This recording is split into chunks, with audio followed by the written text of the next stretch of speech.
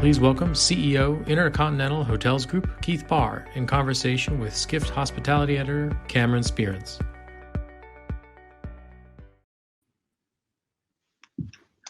Hey everybody, I'm Skift Hospitality reporter Cameron Sperance here with IHG CEO Keith Barr. Keith, good day and thanks for joining us.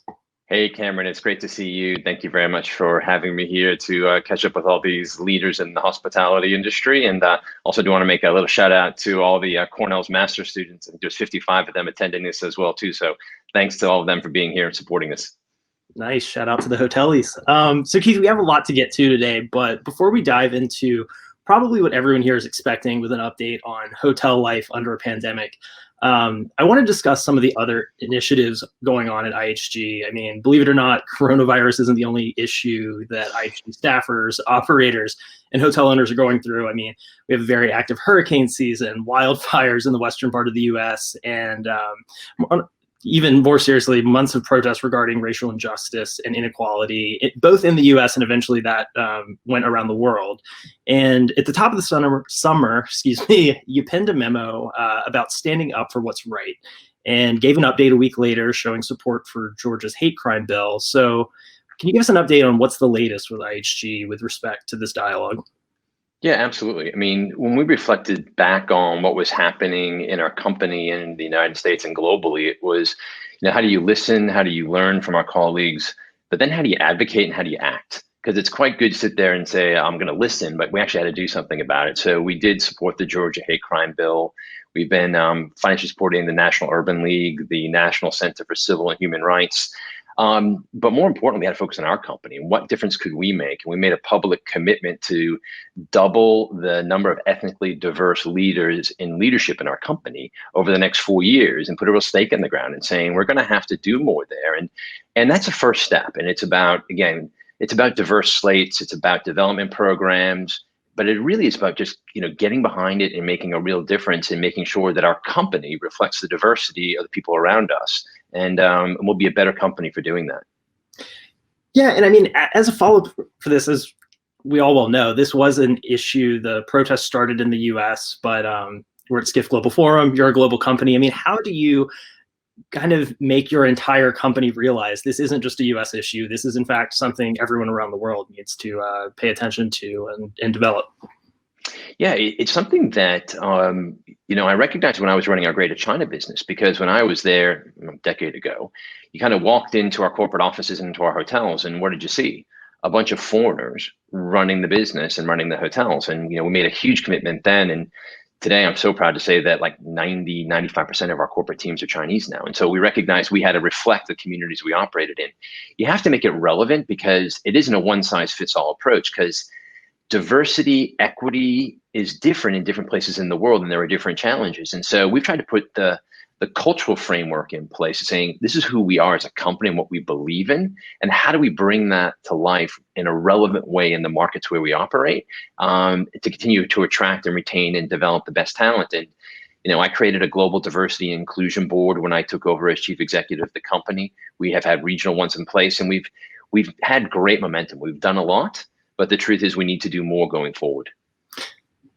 Definitely. Well, keep us updated on that. I do want to give our attendees some insight into how the company is doing as a whole right now, as it relates to the pandemic. And I mean, can you give us a quick portfolio update as it relates to how you're seeing recovery fare right now in China, Europe, and in the US in particular? Yeah, it really varies from market to market. And as maybe Arnie said earlier on, it kind of directly correlates to where are you with the pandemic and where are you with restrictions on the movement of people and border closures and quarantines. And it varies from country to country. So we're seeing some countries where effectively the virus is well contained. There's the free movement of people and businesses returning to normal. I was on the phone this morning with the Greater China team, and there's conferences and events happening. Conventions are happening. The flights between Beijing and Shanghai are full of business travelers, and the high-speed rail is full of people going on holiday. And some of our hotels are having record performance now because effectively travelers aren't leaving China. And so that's a market that's not fully recovered, but definitely shows you what a market looks like, what the demand for travel looks like, again, when effectively people feel safe traveling. US, we're on the path to recovery. We had a really strong summer month, right? Labor Day weekend, surprised me. We were in 69% occupancy in our hotels on Labor Day. And that was up from last year. And we were up from 4th of July. And, so we definitely saw that momentum of recovery. Europe is a bit lagging behind in Middle East because, again, hotels opened up later. There's more border restrictions and there's more quarantines between country to country. And the travel corridors that everyone was talking about opened up for a period of time and then began to close down. Because the reality is if you've got a 14-day quarantine on either side, realistically, people can't travel between those two countries. So while the borders may be open, it's just not practical. And so, again, we're seeing that recovery come back. Good mix of business travel, that's sort of non-discretionary business travel. And people forget that. People always think business travelers are people like me who, are going to get on a long haul flight for 12 hours to go to a conference. There's a lot of people who have to travel from a city to another city, staying at a Holiday Inn Express to do their job, or spend a month or two at a Staybridge or Candlewood Suites working on servicing a manufacturing plant. And so those people can't do their jobs by Zoom or Teams or whatever technology. They actually have to be there. And that has continued through the pandemic. And of course, leisure has come back, but it's not back to where it needs to be. And we still have a long road in front of us. So, I mean, as a follow-up to that, are you saying that business travel right now is strongest then at your Holiday Inn Candlewood Suite properties?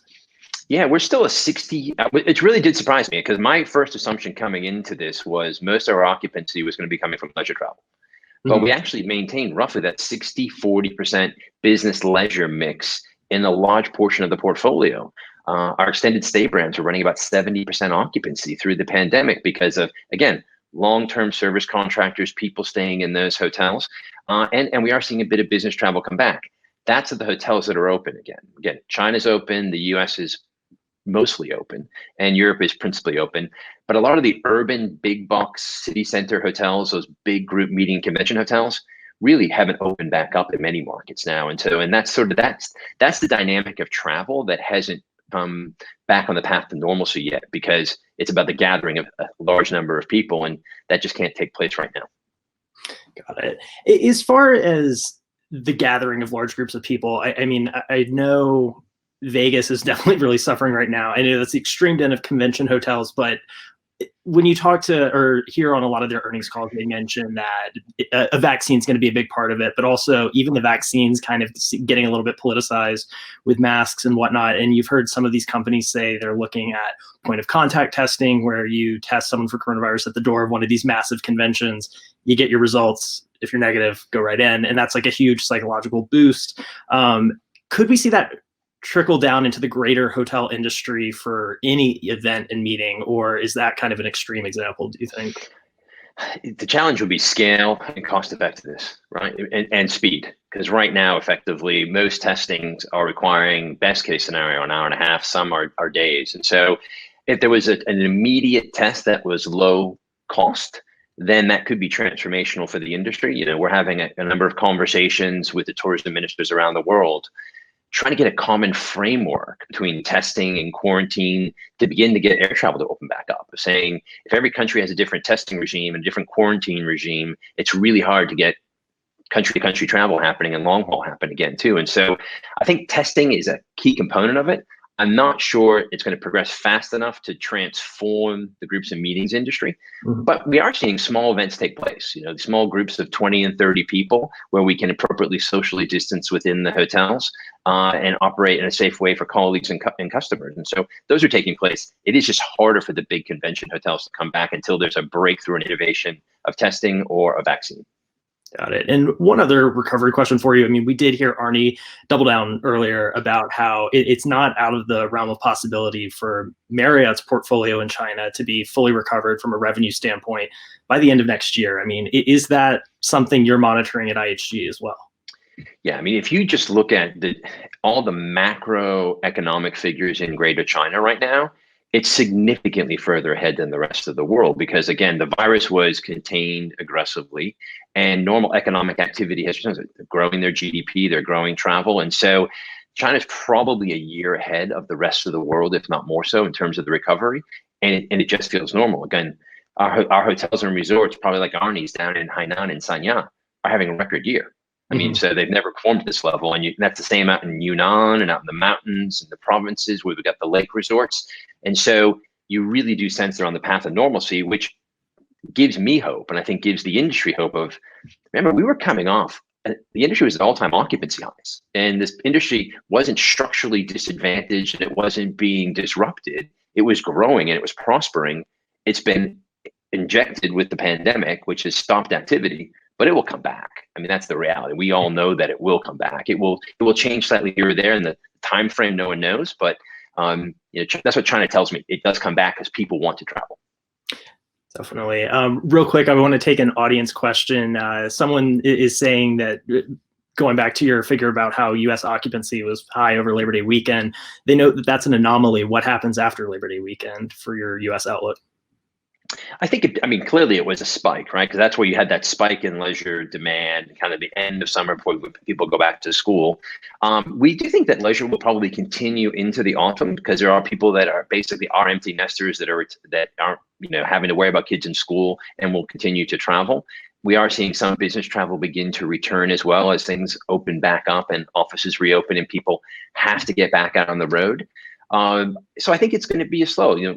I think the way I described it to my team the other day is sort of like after the holidays, when I realized I have to lose weight. It's like that first 5 pounds comes off really easy, right? And that's sort of like, and this recovery now has been the first 5 pounds. It's been that we suppressed demand because we didn't let people travel and borders were closed and hotels were closed. We've opened up and we've made it that point. Every pound of recovery after this is going to be hard. And we're going to have to work at it as an industry to get people to feel confident and safe in traveling and making sure that we're operating in a way that helps governments as well as they go through the recovery, and that we lean into governments around the world to help support this industry, which is so critically important. It's 1 in 10 jobs globally is in hospitality, travel, and tourism. And we need to make sure that that industry prospers and comes at the back end even stronger than we entered into it. Great. Well, I could even use your tips on the first 5 because I was one of those with the banana bread over quarantine. So, there's been a lot of COVID 5 or 10 pounders put on it from talking to many. Everyone got a sourdough starter and went to town. It may sound strange to talk about growth opportunities in this, but ahead of our chat, I took a light stroll down Skift Forum memory lane, and a week before Skift Forum Europe last year, it was reported in the press, IHG and Accor considering a link up. Fast forward to last month, a couple of weeks before Skift Global Forum, reports are IHG, Accor considering a link up. I'm beginning to think these things are purposefully timed to our own events, which we're very grateful for. But, is there a there? And is this something that we should see as a signal that is, even in broader terms, is merger mania ahead of the hotel industry due to the pandemic? Yeah, no, it does seem to come up every summer. I think the only thing that comes up more often is Brad Pitt and Jennifer Aniston getting back together versus, but Sebastian and I would not nearly as good. Yeah, we're not nearly as good looking of a couple as Brad and Jennifer. So, so what's going to happen in the industry is I think the branded companies are going to continue to get bigger, right? Because coming into this, we've all been building incredible strong platforms, loyalty platforms, digital platforms, revenue management, and technology, which can create significant value for owners. And smaller companies haven't been able to do that in many instances to the same degree. And so those companies are going to look to potentially to merge or to partner with the biggest branded players that are out there. You'll see real estate portfolios, which may change hands, and then may say, should I be changing flags now as well, given the impact of the pandemic? And you will potentially see some mergers and acquisitions take place in this industry, as we've seen in years past coming out of the financial crisis and so forth. I don't think it's immediate, though, because there's a lot of government support out there around the world.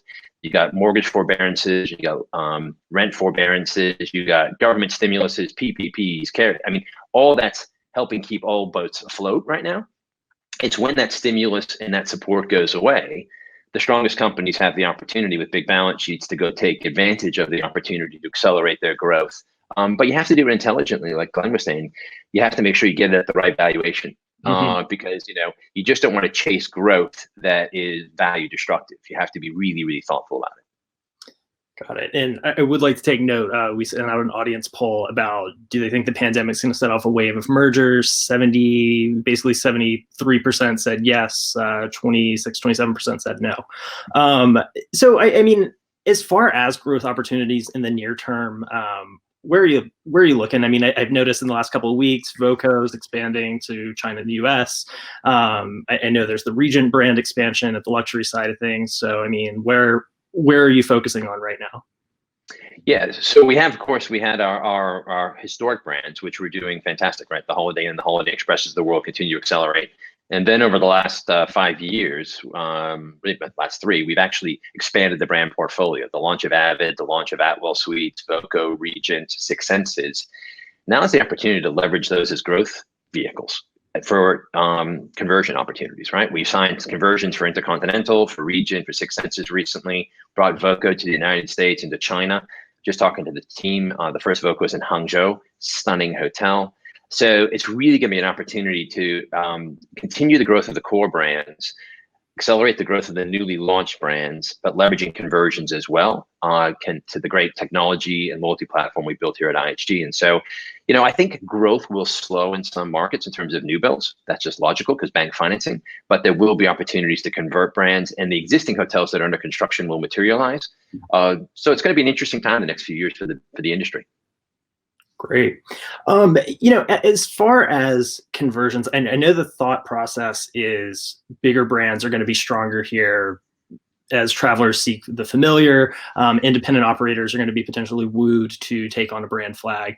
That said, you mentioned this on your earnings call, and it's been reported that actually one of the bigger transactions has come from a real estate company here in Boston, SVC, about 100 hotel portfolio going from the IHG brand affiliation to smaller Sonesta brands. So, I mean, what's going on there? And I mean, is that a hole in the theory that bigger brands are going to be the most successful coming out of this?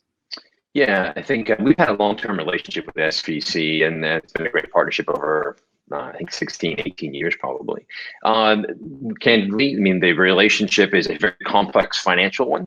And we have to do what we think is right for our shareholders. They have to think what they do right for their shareholders. And so we basically have chosen to, not basically fund aspects of the deal, which we're entitled to do. They've chosen to then terminate and potentially go to the Sonesta brand where they have a relationship already with Sonesta too. So, it's not a big financial impact to us because there's only a small amount of fees. It's a significant number of hotels, and and we have some great colleagues there too, which I look forward to hopefully either retaining or seeing them go over to work in the Sonesta brand. But again, we have more interest coming in than we have going out. That's one portfolio, and that's more of a financial relationship and transaction than it is a definition of the performance of the portfolio. And again, we signed a great Regent conversion the other day, a great Six Senses conversion. A couple of Vocos already been signed in the US. So I just think that the power of the scale of the big players is going to be more important now than coming into this, because again, when the industry is at an all-time high for an occupancy standpoint, it's a bit hard for the big brands to justify the value proposition if a hotel is already being incredibly successful. But when the cost of revenue distribution is going to go up for many of these hotels, their demand for the hotels is going to go down. Mm-hmm. They're really going to lean into the big brand companies to provide that revenue delivery. And yeah, I mean, I kind of as a follow-up to that, when you mentioned you signed a conversion deal for a Regent, Voco, I mean, I think when we first started hearing this, it was coming from players at kind of the lower scale tiers. I mean, are you seeing it much at the luxury sector, or where is most of your conversion activity coming from? It's actually been in the luxury and into the upscale, because most of our core brands, our mainstream brands, are new build. So it's the Avids, the Avids, the Holiday Inn Expresses of the world. We principally want those to be new build in most markets because of the consistency of the product. It's when you get into the luxury and the lifestyle space where you can convert to a Kimpton, you can convert to a Regent. And what's been quite interesting from this, from the deal flow that we've seen, it's really been mainstream and luxury and lifestyle that has continued on, that we've been signing throughout the pandemic and breaking ground on.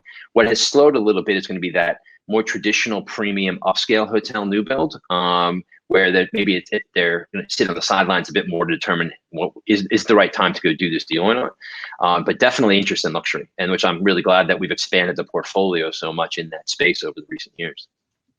Got it. Real quick, I want to go back to some audience questions, so I'm not hogging all the time. we got one. If corporate travel is structurally impacted long term, how is IHG going to adjust to make up for lost business travel? That is the question that everyone wants to have answered. So, has business travel forever changed? I guess I'm of the view it's changed on the margin and not structurally changed because of people's inherent desire to travel and to connect. We're seeing that time and time again. People want to get back on the road. Again, I'll use China as an example. And business travel is beginning to boom again, and conferences and conventions there because people, you heard me say this before. You can Zoom a first connection like this, but if you're going to be doing a huge deal, you maybe want to go sit down and have a lunch or a dinner. If you're going to be doing a 20-year relationship there, it's pretty hard to Zoom yourself on vacation as well. It's people want to get out and about, and so I don't think it's going to be forever changed. I think in the short term, without question, it is. And on the flip side, I think there are other trends which are a tailwind, which I could be proven wrong on this. We'll wait and see. But I do believe the way that we work is structurally going to change. I think that remote working, flexible working, whilst it was on the cusp of the conversations in recent years, has fast forwarded significantly out of necessity. We've all learned how to do it. We've all had to use Teams. We all know how to use Zoom. We now know how to work in this way. Still, people want to connect, but that means offices will become smaller. I think that people will begin, and I've talked to a number of CEOs who think, I don't need all this office space anymore. I could downsize my footprint 20%, 30%, 50%, I've even heard. If you do that and you still believe that people need to connect, a logical place to where to connect is back in hotels. Exactly, having those groups and meetings. And so if you go to more decentralized working and decentralized offices, you're going to want to get people together for that connection, that culture. And I think that's going to be a tailwind for us as well. So headwind is technology. Tailwind is changing how we work and it's technology. And so I think net will kind of end up in a pretty good place coming out of this. All right, so our audience needs to know that if you thought Keith's Brad Pitt and Jennifer Aniston joke killed on a virtual conference, in person, it's going to be even better for next year.